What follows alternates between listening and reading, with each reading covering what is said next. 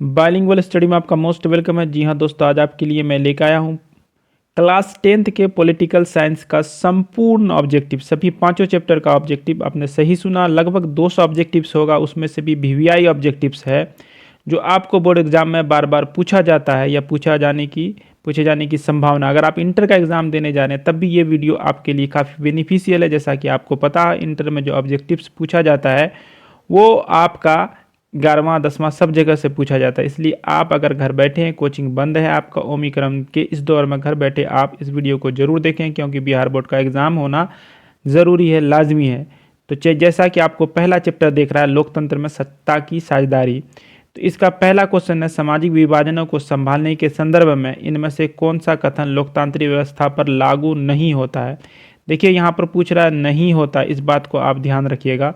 तो सही आंसर इसका जो हो जाएगा आपका यहाँ पर डी हो जाएगा कि लोकतांत्रिक समाज विभाजनों के आधार पर समाज के विखंडन की ओर ले जाता है। तो ये विखंडन की ओर लेके जाता है जो है, ये आपका इस क्वेश्चन का सही आंसर हो जाएगा, जिसमें कह रहा है कि लोकतांत्रिक विभाजन को संभालने के संदर्भ इनमें से कौन सा कथन लोकतांत्रिक व्यवस्था पर लागू नहीं होता है। नहीं पूछ रहा है, इसलिए इसका आंसर जो हो जाएगा आपका ऑप्शन डी हो जाएगा।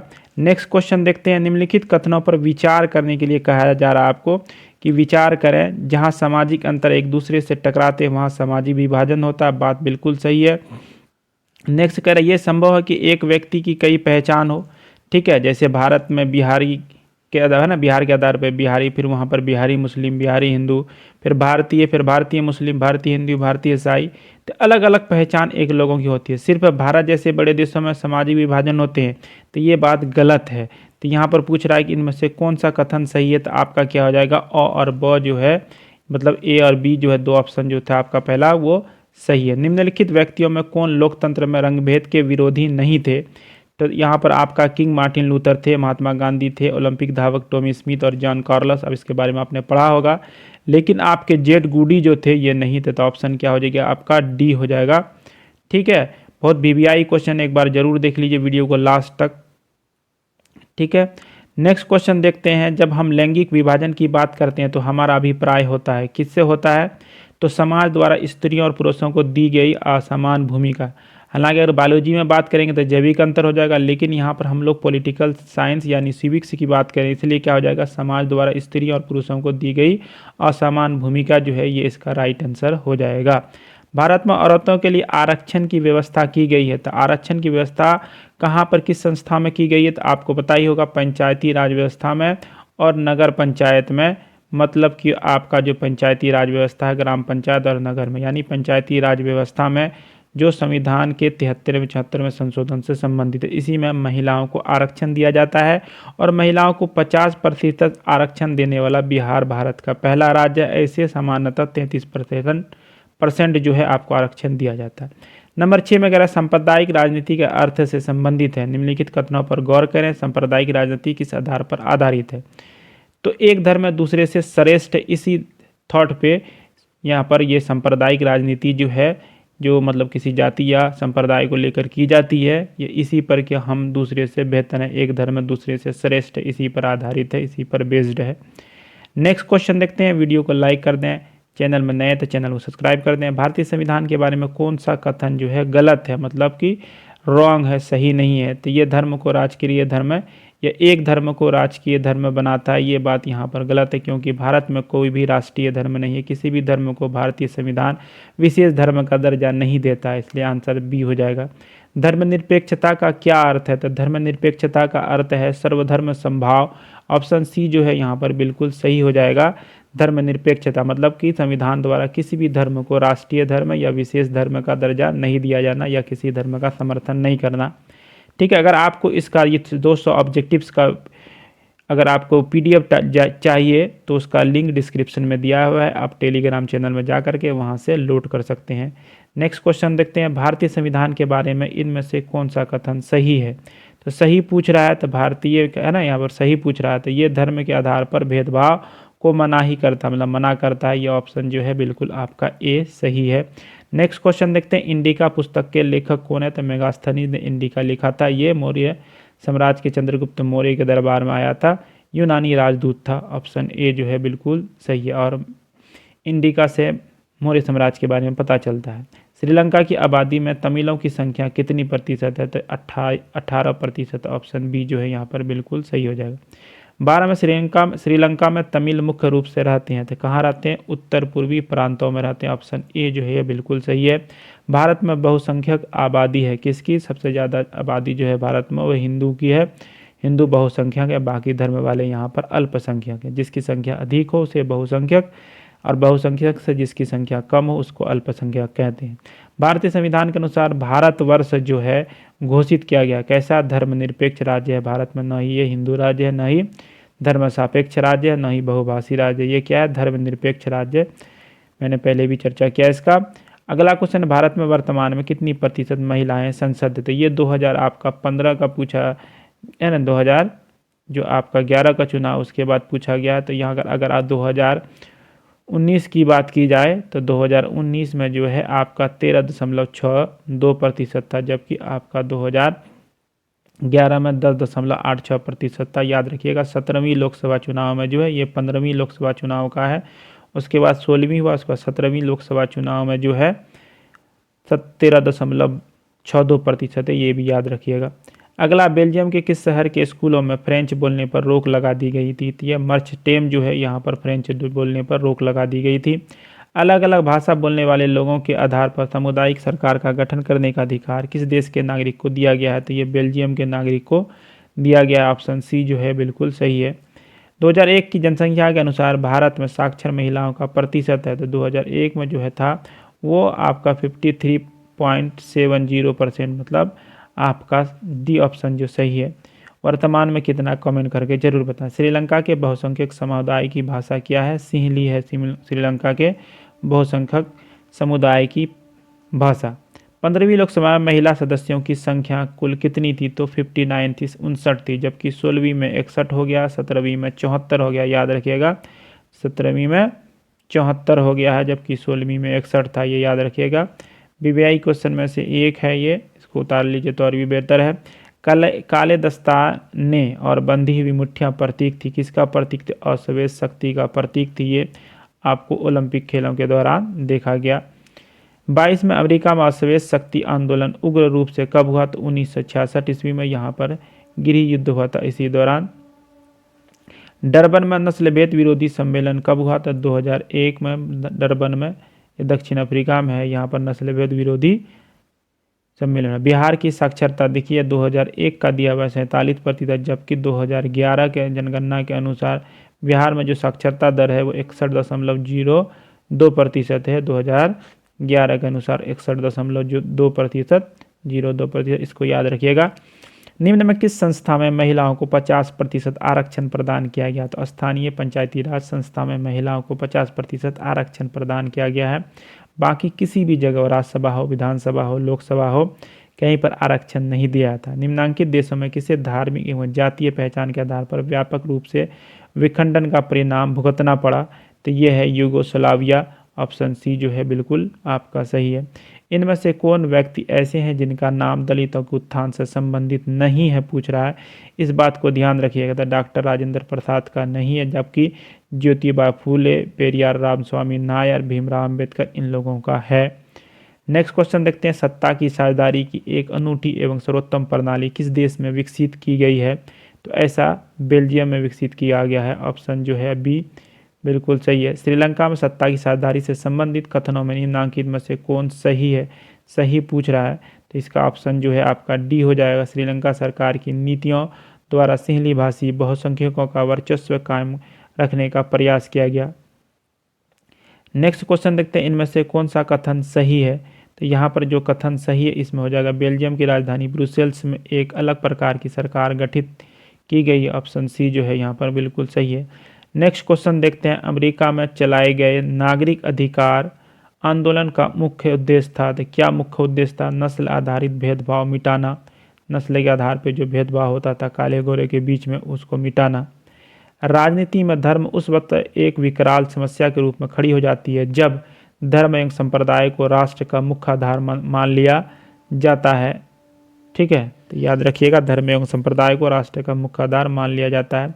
सत्ता में साझेदारी का वास्तविक अर्थ होता है, तो सत्ता में साझेदारी का वास्तविक अर्थ होता है राज्य के नागरिकों द्वारा सरकारी स्तर पर निर्णय अथवा निर्णय निर्माण की प्रक्रिया को प्रभावित करना। ऑप्शन डी जो है बिल्कुल सही है।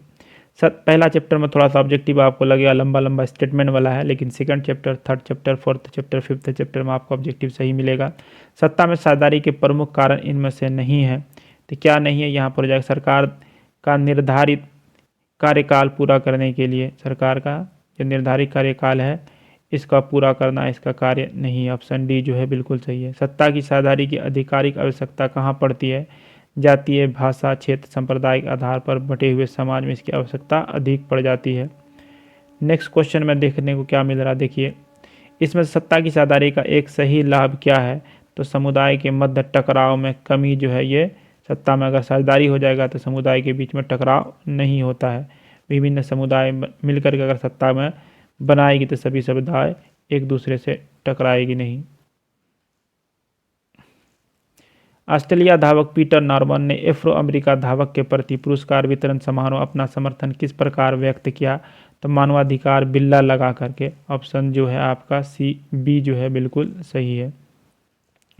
लोकतांत्रिक शासन व्यवस्था में सत्ता की साझेदारी के सिद्धांत का पालन करते हुए किस बात पर विशेष बल दिया गया था? सत्ता की साझेदारी में अधिकाधिक लोगों को शामिल करने की। ऑप्शन ए जो है ये बिल्कुल आपका सही है। नेक्स्ट क्वेश्चन देखते हैं क्या कह रहा है। ऑप्शन ये जो आपका चैप्टर नंबर 2 चालू हो गया यहाँ पर से। वीडियो को लाइक कर दें, अब आपको छोटा छोटा क्वेश्चन देखने को मिलेगा।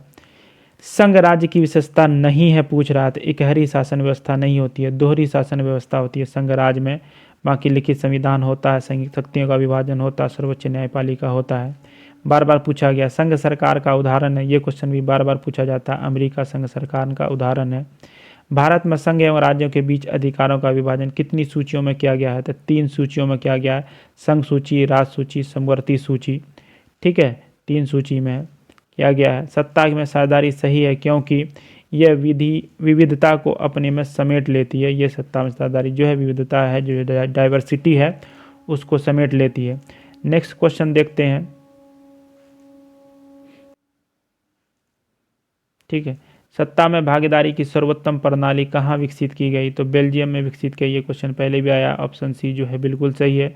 बेल्जियम में सत्ता की भागीदारी के संदर्भ में सही बयान किया है? संघीय शासन व्यवस्था अपनाकर देश को भाषा के आधार पर टूटने से बचाना। ऑप्शन सी जो है आपका बिल्कुल सही है। भारत में भागीदारी की आवश्यकता कहाँ पड़ती है? क्षेत्र, भाषा और जाति के आधार पर बटे हुए समाज में।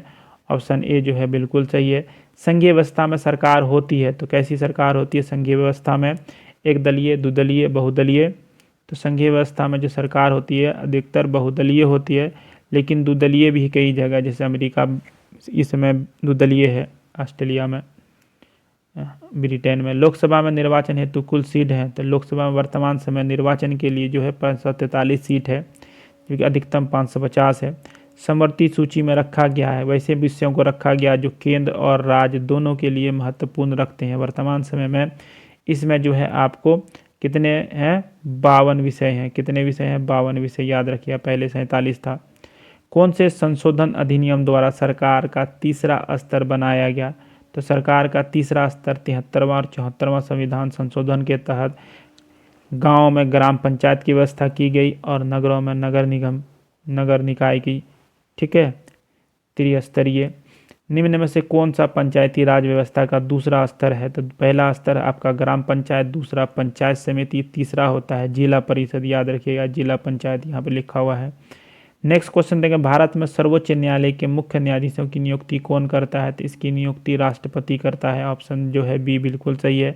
आधुनिक युग में प्रत्यक्ष लोकतंत्र कहाँ है? तो सिर्फ एक देश में, स्विट्जरलैंड में। भारत में अप्रत्यक्ष लोकतंत्र है। भारत में संघ में किस राज्य को विशेष राज्य का दर्जा प्राप्त था? लिखिए, या अब है नहीं, तो किसको था?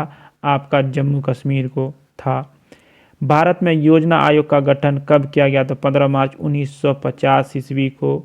इसका नया नाम जो है वो नीति आयोग कर दिया गया है, national institution of transforming India. ठीक है, नीति आयोग 2014 में किया गया, 2015 से लागू। न्यायमूर्ति निम्नलिखित में से किस संस्था का सेवक है? तो न्यायमूर्ति जो है न्यायमित्र जो है ग्राम कचहरी का, पंचायती राज व्यवस्था में ग्राम कचहरी का क्या होता है? संस्था का सेवक होता है। भारतीय शासन प्रणाली है संघात्मक है, यहाँ पर भारत में कैसी है, संघात्मक, राज्य और केंद्रों का मिलन है। निम्न में से कौन सा पंचायती राज के त्रिस्तरीय संरचना का भाग नहीं है, तो यहाँ पर ग्राम पंचायत, पंचायत समिति, जिला परिषद, राज्य परिषद नहीं होता है। ऑप्शन डी जो है बिल्कुल सही है। 1953 में गठित राज्य पुनर्गठन आयोग के अध्यक्ष कौन थे, तो आपका जो न्यायमूर्ति फजल अली थे। ऑप्शन जो है सी बिल्कुल सही है। नेक्स्ट क्वेश्चन देखते हैं, किस राज्य के नाम एवं सीमा में परिवर्तन करने का अधिकार किसके पास है, किसी राज्य की सीमा और नाम में, तो ये संसद के पास है।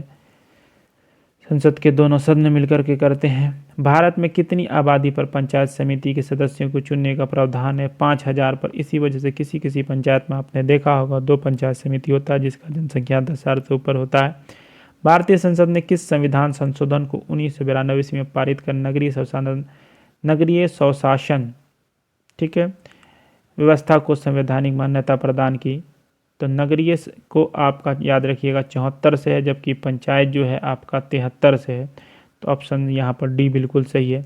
भारतीय स्वतंत्रता अधिनियम 1947 के तहत भारत में उस समय कितनी देशी रियासतें थी, तो 563 देशी रियासतें थी। ऑप्शन ए जो है बिल्कुल सही है। पंचायती राज प्रणाली की विविधता है ना, विधिवत शुरुआत बलवंत राय मेहता समिति के अनुशंसा पर 2 अक्टूबर 1959 ईस्वी को राजस्थान के किस जिले से की गई थी, ये याद रखिएगा नागौर जिले से की गई। ऑप्शन ए बिल्कुल सही है। ज़्यादातर पूछता है किस राज्य से की गई, तो राजस्थान से की गई। कब की गई, तो 2 अक्टूबर 1959 ईस्वी को पंचायती राज व्यवस्था। भारत में राष्ट्रीय स्तर पर पंचायती राज की स्थापना कब हुई, तो 1959, वही 2 अक्टूबर 1959 ईस्वी को। ऑप्शन ए जो है बिल्कुल सही है। भारत में सर्वप्रथम नगर निगम की स्थापना कहाँ हुई, तो मद्रास में, जिसका अब नया नाम चेन्नई में है। मद्रास में हुई, अब नया नाम चेन्नई है। भारत में संविधान सभा का गठन कब हुआ था, तो संविधान सभा का गठन 6 दिसंबर 1946 ईस्वी को था। ऑप्शन सी जो है बिल्कुल सही है। पंचायत समिति का प्रधान कौन होता है, तो पंचायत समिति का प्रधान जो होता है वो पंचायत समिति का प्रधान पूछ रहा है, तो क्या होता है, प्रमुख होता है। पंचायत समिति के द्वारा अपनी ही पंचायत समिति में से किसी एक को प्रखंड प्रमुख चुना जाता है, तो उसका प्रधान क्या होगा, प्रमुख कहलाता है। ऑप्शन बी जो है यहाँ पर बिल्कुल सही है। निम्नलिखित में कौन केंद्र शासित प्रदेश है, तो यहाँ पर चंडीगढ़ जो है वो केंद्र शासित प्रदेश है, बाकी सभी राज्य है। बिहार में नगर निगम में वार्डों की न्यूनतम संख्या कितनी है, तो न्यूनतम संख्या जो है आपका 40 है, लेकिन गोवा जो एक ऐसा नगर निगम है जिसमें मात्र 37 है, 40 का नहीं है। न्यूनतम 40 होना चाहिए, अधिकतम 75 याद रखिए। पंचायती राज व्यवस्था सर्वप्रथम भारत के किस राज्य में शुरू हुई, तो पंचायती राज व्यवस्था जो है सबसे पहले राजस्थान के नागौर से अभी हम लोगों ने देखा था, तो ऑप्शन ए जो है आपका बिल्कुल सही है। ग्राम पंचायत का सचिव कौन होता है, तो पंचायत सचिव कहलाता है। ग्राम पंचायत का सचिव क्या कहलाता है, पंचायत सचिव कहलाता है। बिहार के स्थानीय निकायों के चुनाव में महिलाओं के लिए आरक्षण प्रावधान है, तो कितना प्रतिशत, तो 50%। ऑप्शन डी जो है बिल्कुल सही है। वर्तमान समय में विश्व के करीब कितने देशों में संघात्मक शासन प्रणाली लागू है, यानी डेमोक्रेसी लागू है, तो लगभग कितने में है, 25 देशों में, ठीक है। डेमोक्रेसी जो है लगभग 100 देशों में है, याद रखिएगा इसको। नेक्स्ट क्वेश्चन देखते हैं, भारतीय संविधान द्वारा मान्य राष्ट्रीय भाषा कितना है, तो भारत में राष्ट्रीय भाषा जो है, मान्य राष्ट्रीय भाषा जो उसको 8वीं अनुसूची में डाला गया है, तो 22 भाषा है। ऑप्शन बी डी जो है बिल्कुल सही। इनमें से कौन केंद्र शासित क्षेत्र नहीं है, मतलब केंद्र शासित प्रदेश नहीं है, तो मिजोरम क्या एक राज्य है, जबकि दिल्ली, लक्षद्वीप और पुदुचेरी ये सब क्या है, केंद्र शासित प्रदेश है। नेक्स्ट क्वेश्चन देखते हैं, वर्तमान समय भारत में केंद्र शासित प्रदेशों की संख्या या केंद्र प्रशासित क्षेत्रों की संख्या कितनी है, तो याद रखिएगा अब 8 हो गया है, क्योंकि 2000 जो है आपको 20 में दमन एवं दादर नगर हवेली, दमन एवं दीव को मिलाकर 1 कर दिया गया फिर से, तो ऑप्शन क्या हो जाएगा आपका सी हो जाएगा, लेकिन 8 कर लीजिएगा। निम्नांकित में कौन सा कारक ग्राम कचहरी का अंग नहीं है, कौन सा कारक ग्राम कचहरी का अंग नहीं है, कचहरी पूछ रहा है, तो न्याय मित्र होता है, न्याय सचिव होता है, सरपंच होता है, लेकिन मुखिया नहीं है। ग्राम पंचायत का होता है अंग, ग्राम कचहरी का नहीं होता है, ठीक है। संघीय सरकार की एक विशिष्टता क्या है, तो संघीय सरकार की शक्ति शासन के विभिन्न स्तरों के बीच बांटी जाती है। विभिन्न स्तर जैसे राज्य में, केंद्र में, फिर अलग अलग स्तर में। संघात्मक शासन व्यवस्था में क्या होता है, समस्त शक्ति संघ एवं उसकी विभिन्न इकाइयों के मध्य विभाजित होती है, जैसे भारत में केंद्र और राज्यों के बीच। नेक्स्ट क्वेश्चन देखते हैं, 88 में क्या कर रहा है, 80 में। 1993 में बेल्जियम के संविधान में कुछ बदलाव संशोधन किए गए, इन बदलावों का प्रमुख उद्देश्य क्या था? तो प्रमुख उद्देश्य इनका क्या था आपका? संघीय शासन प्रणाली अपनाना। ऑप्शन जो है आपका डी बिल्कुल सही है। भारतीय संविधान का 73वां संशोधन निम्नलिखित में किस विकल्प से संबंधित था? तो पंचायती राज से। 74वां किससे था? नगर पालिका से, याद रखिएगा।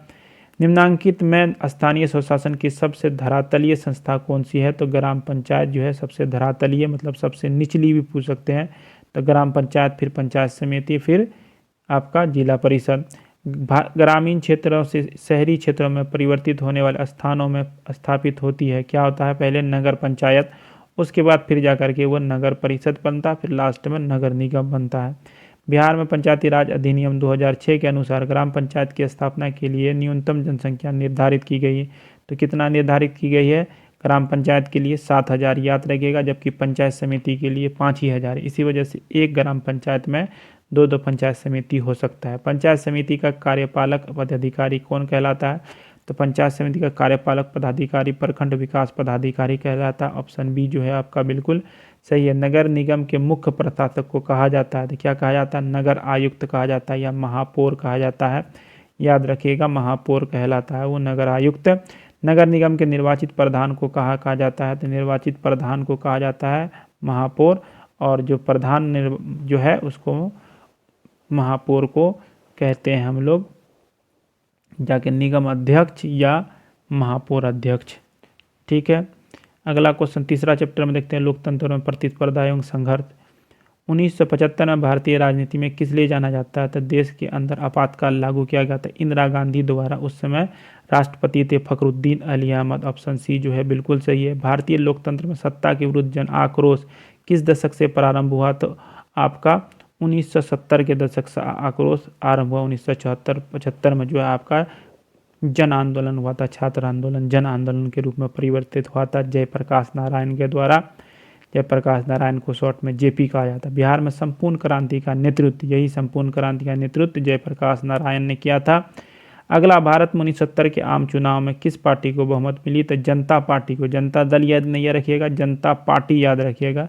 मोरारजी देसाई प्रथम गैर कांग्रेसी प्रधानमंत्री बने थे। चिपको आंदोलन निम्नलिखित में किससे संबंधित था? पेड़ काटने के विरोध से, पेड़ काटने के विरोध से संबंधित था या पर्यावरण से संबंधित था। दलित पैंथर्स के कार्यक्रम से निम्नलिखित कौन संबंधित नहीं है, पूछ रहा है, ये याद रखिएगा, नहीं पूछ रहा है।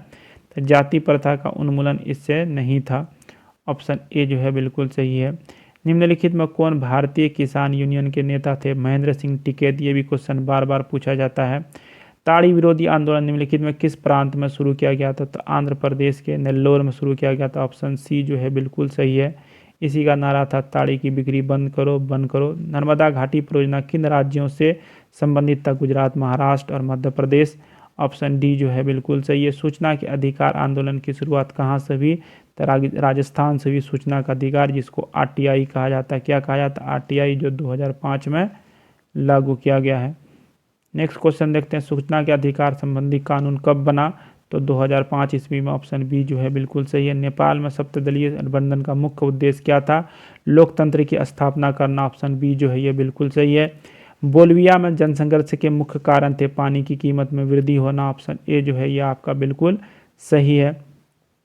श्रीलंका कब आज़ाद हुआ? 1948 ईस्वी। ये सब क्वेश्चन भी बार बार पूछा गया, रिपीटेड क्वेश्चन है। राजनीतिक दल का आज से है व्यक्तियों के समूह से, इसका उद्देश्य होता है चुनाव लड़ करके सत्ता प्राप्त करना या सत्ता चलाना। निम्नलिखित में कौन सा प्रमुख उद्देश्य प्राय सभी राजनीतिक दलों का होता है? तो सत्ता प्राप्त करना। ऑप्शन ए जो है यह बिल्कुल सही है। राजनीतिक दलों की नींव सर्वप्रथम किस देश में पड़ी? तो ब्रिटेन या इंग्लैंड, याद रखिएगा। ऑप्शन ए जो है बिल्कुल सही है। निम्नलिखित में से किससे लोकतंत्र का प्राण माना जाता है? तो राजनीतिक दल को लोकतंत्र का प्राण कहा जाता है। ऑप्शन जो है डी बिल्कुल सही है। निम्नलिखित में कौन सा कार्य राजनीतिक दल नहीं करता है? तो ऑप्शनों की बहाली राजनीतिक दल नहीं करता, बाकी चुनाव लड़ना, सरकार की आलोचना करना, प्राकृतिक आपदा में राहत करना, ये सब होता है। निम्नलिखित में कौन सा विचार लोकतंत्र में राजनीतिक दलों से मेल नहीं खाता है? नहीं पूछा है, तो क्या हो जाएगा आपका? देश के विकास के लिए सरकारी नीतियों में राजनीतिक दल बाधा उत्पन्न करता है, ऐसा नहीं है। ऑप्शन सी यहाँ पर सही हो जाएगा। किस देश में बहुदलीय व्यवस्था नहीं है? तो ब्रिटेन में द्विदलीय व्यवस्था है। भारत, पाकिस्तान, बांग्लादेश में बहुदलीय है, जहाँ एक से अधिक राजनीतिक दल होती है, सॉरी 2 से अधिक राजनीतिक दल, उसको बहुदलीय कहा जाता है। जैसे भारत, पाकिस्तान द्विदलीय, जहाँ पर 2 ही राजनीतिक दल होती है, जैसे ब्रिटेन, अमेरिका। एक दलीय, जहाँ पर एक ही राजनीतिक दल होती है, जैसे चीन में। गठबंधन की सरकार बनाने की संभावना किस प्रकार की दलीय व्यवस्था में होती है? तो बहुदलीय व्यवस्था में ही गठबंधन की सरकार बनती है। किसी देश में राजनीतिक स्थायित्व के लिए निम्नलिखित में क्या आवश्यक नहीं है? तो क्या आवश्यक नहीं है? तो सही आंसर हो जाएगा सरकार द्वारा विरोधी दलों को नज़रबंद करना। ऑप्शन डी जो है यहाँ पर बिल्कुल सही है। पीडीएफ चाहिए तो आप नीचे में टेलीग्राम लिंक दिया है, वहाँ से जा कर के लोड कर सकते हैं। निम्नलिखित में कौन सी चुनौती राजनीतिक दलों की नहीं है? नहीं पूछ रहा है तो जाएगा राजनीतिक दलों के भीतर समय पर सांगठनिक चुनाव नहीं होना, ये चुनौती नहीं पूछ रहा, ये भी चुनौती है। ठीक है, अगला क्वेश्चन देखते हैं क्या कह रहा है इसमें से कि ये भी हो जाएगा। विपरीत सिद्धांत रखने वाले राजनीतिक दलों से गठबंधन करना, ये भी चुनौती नहीं है, तो ऑप्शन डी इसका सही होगा। दल बदल कानून निम्नलिखित पर किस पर लागू होता? संसद और विधायक पर लागू होता दल बदल कानून, बाकी लोगों पर नहीं होता, मतलब एमएलए और एमपी पर। राजनीतिक दलों को मान्यता और उसका चिन्ह किसके द्वारा प्रदान किया जाता है? तो निर्वाचन आयोग के द्वारा चिन्ह और मान्यता प्रदान किया जाता है। निम्नलिखित में कौन राष्ट्रीय दल नहीं है? तो यहाँ पर जो है लोक जनशक्ति पार्टी जो है, लोजपा जो है, ये राष्ट्रीय राजनीतिक दल नहीं है। वर्तमान में 8 राष्ट्रीय राजनीतिक दल है, उसमें से लोजपा नहीं है। भारतीय जनता पार्टी है, राष्ट्रीय जनता दल भी नहीं है, नहीं पूछ रहा था यहाँ पर राष्ट्रीय जनता दल भी हो जाएगा। बहुजन समाज पार्टी है और भारतीय जनता पार्टी है, दो नहीं है, राष्ट्रीय जनता दल भी नहीं है, लोक जनशक्ति पार्टी भी नहीं है।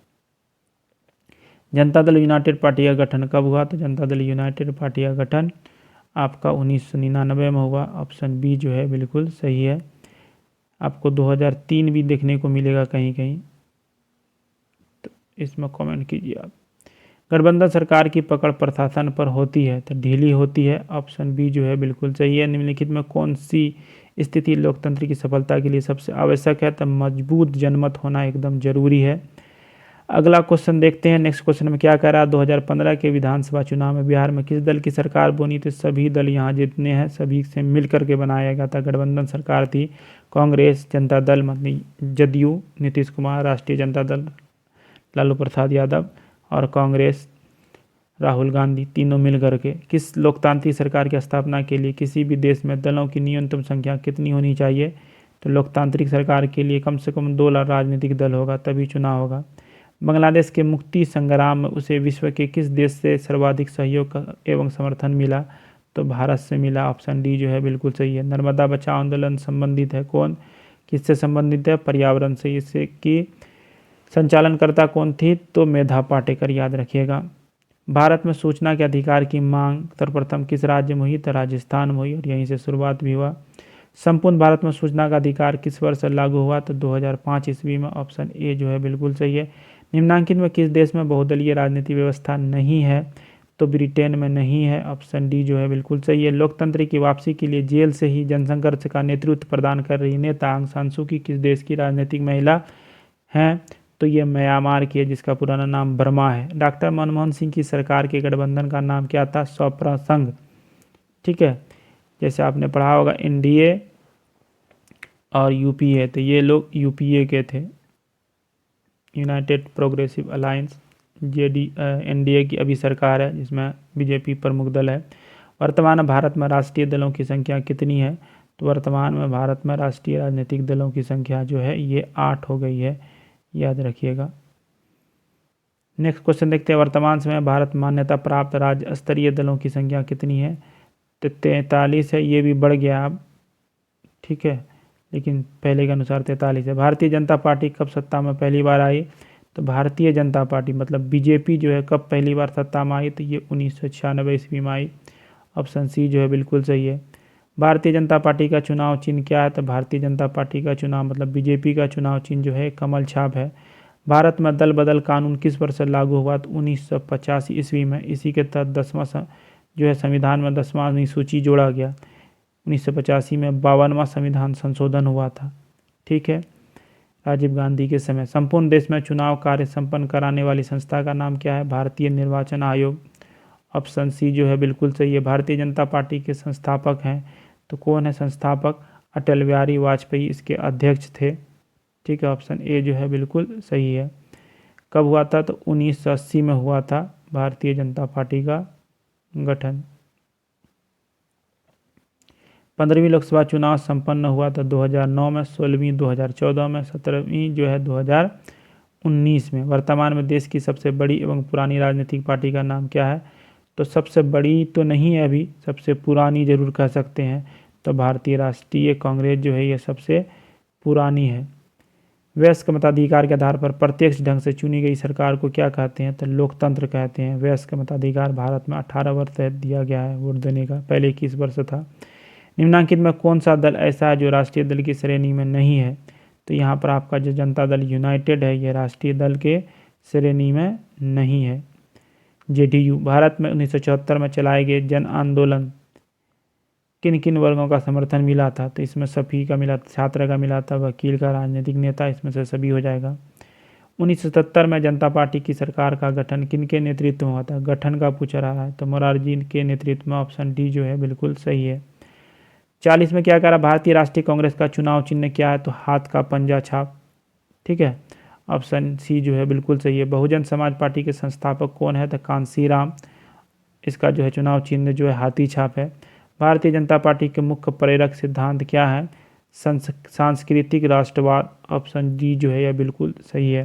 भारतीय राष्ट्रीय कांग्रेस का गठन कब हुआ था? 1885 ईस्वी में। किसके द्वारा? ए ह्यूम के द्वारा। कौन थे पहले अध्यक्ष? WC बनर्जी। कहाँ क्या गया था? बम्बई में, भारत की वित्तीय राजधानी में।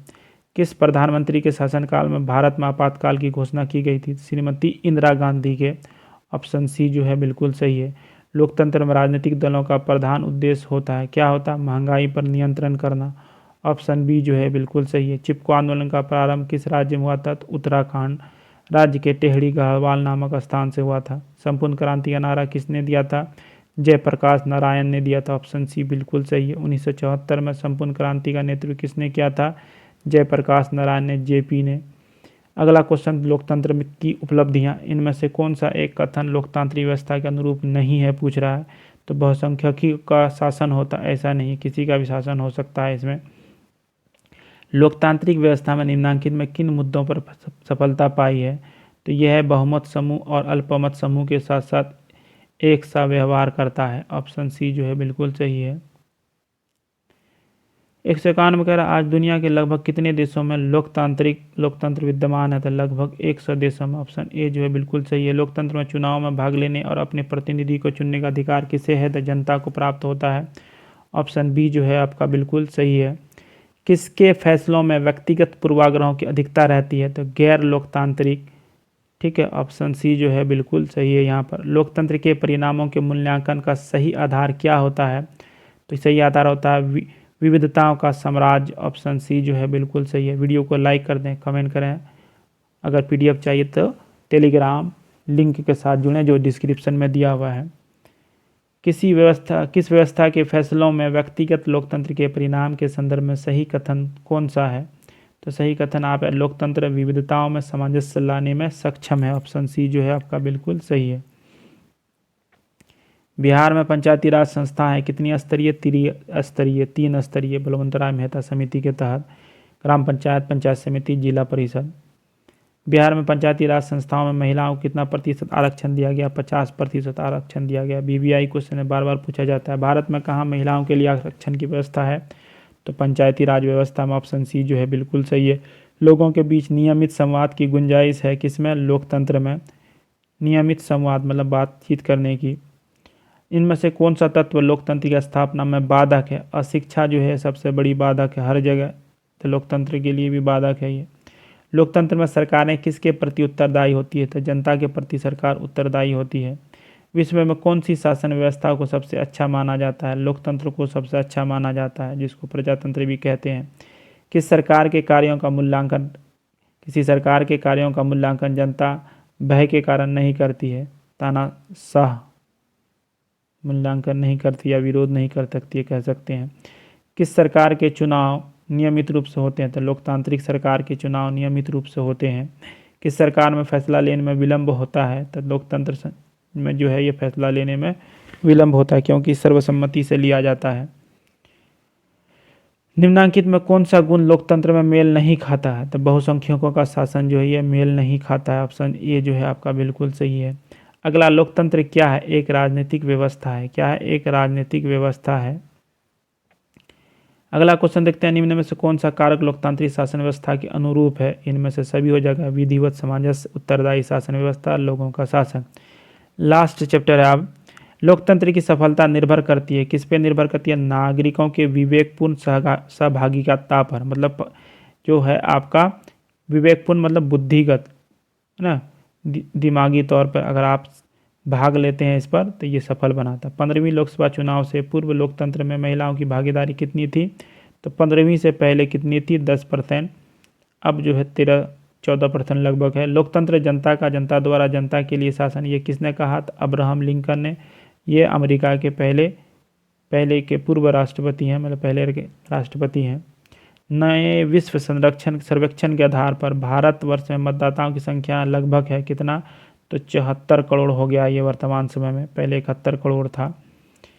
क्षेत्रवाद की भावना का एक पूर्व परिणाम क्या है? ये क्वेश्चन बार बार पूछा गया। अलगाववाद। ऑप्शन डी जो है ये बिल्कुल सही है। लोकतंत्र के मार्ग में सबसे बड़ी बाधा क्या है? अशिक्षा है। ऑप्शन बी बिल्कुल सही है। दुनिया के कितने हिस्से में अभी भी लोकतांत्रिक शासन व्यवस्था नहीं है? तो लगभग 1/4 में नहीं है। भारतीय लोकतंत्र के कितने अंग हैं? तो 3 अंग हैं भारतीय लोकतंत्र के। ठीक है। निम्नलिखित में से कौन लोकतांत्रिक अंग है? तो ये है ब्रिटेन, भारत, अमेरिका, ये सभी लोकतांत्रिक देश हैं। तो इनमें से सभी हो जाएगा।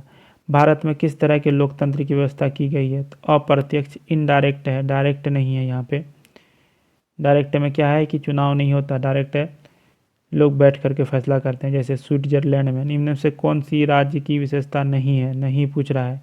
तो जनसंख्या, सरकार, संप्रभुता, ये सभी होना चाहिए। तो इनमें से कोई नहीं हो जाएगा, सभी है।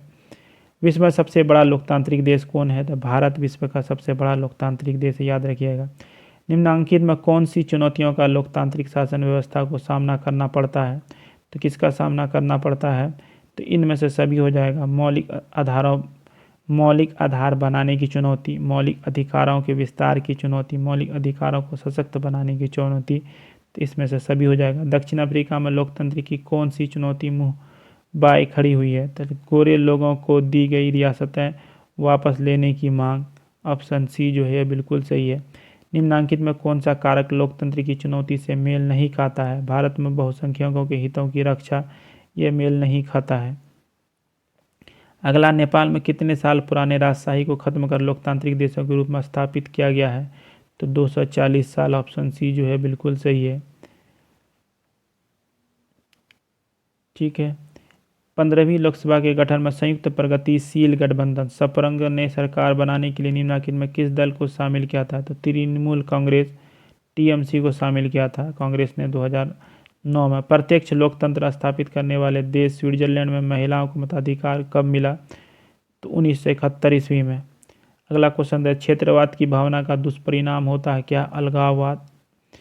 नेक्स्ट क्वेश्चन, जल संकट किस देश में लोकतांत्रिक चुनौतियों के रूप में उभरी? तो बोल्विया में। ऑप्शन डी जो है बिल्कुल सही है। निम्नलिखित में कौन सा कारक लोकतंत्र की चुनौती है? तो जातिवाद हो जाएगा। ऑप्शन सी जो है यह बिल्कुल सही है। निम्नलिखित में कौन सा कारक लोकतंत्र की चुनौती नहीं है? तो देश प्रेम जो है लोकतंत्र की चुनौती नहीं। आतंकवाद है, क्षेत्रवाद है, परिवारवाद है। भारतीय लोकतंत्र की कमजोरियों को दूर करने का सबसे अच्छा उपाय क्या है? सुधारात्मक कानूनों का निर्माण करना। ठीक है। ऑप्शन सी बी जो है यहाँ पर बिल्कुल सही। Option B. पुष्प कमल दहल प्रचंड किस देश के माओवादी नेता हैं? तो नेपाल के माओवादी नेता हैं। ऑप्शन बी जो है बिल्कुल सही है। किस देश के राष्ट्रवादी नेता आंग सान सू की 15 वर्ष नज़रबंद कर रखा गया? तो ये म्यांमार की नेता है। ऑप्शन बी जो है बिल्कुल सही है। 14वीं लोकसभा में महिलाओं की भागीदारी कितनी थी? तो 6.51%। ठीक है। 15वीं होगी 10%, 16वीं में होगी आपका 10.33%, और 17वीं में आपका हो गया 13.62%। निम्नांकित में किस देश के समक्ष लोकतंत्र के को माओवादियों की चुनौती का सामना करना पड़ा? तो नेपाल को। ऑप्शन सी जो है बिल्कुल सही है। 196 में किस देश के संविधान निर्माताओं में से एक अलेक्जेंडर हैमिल्टन ने कहा कि कार्यपालिका में ऊर्जा होनी चाहिए तो विधायिका में दूरदर्शिता, जबकि न्यायपालिका में सत्य के प्रति निष्ठा और संयम? तो अमेरिका के अलेक्जेंडर हैमिल्टन ने कहा। 15वीं लोकसभा में महिलाओं की भागीदारी कितनी थी? तो 15वीं लोकसभा में 10.86%। लोकतांत्रिक सुधार मुख्यतः होते हैं तो किससे? राजनीतिक दल से। ऑप्शन जो है आपका डी बिल्कुल सही है। तो ये रहा 198। बीच बीच में मैंने और भी ऑब्जेक्टिव बताया, तो कुल मिला के 200 ऑब्जेक्टिव था। ये VVI ऑब्जेक्टिव था, एक बार नहीं 2 बार 3 बार जरूर देख लें इसको। और आप PDF चाहिए तो इसका टेलीग्राम चैनल पर लिंक है।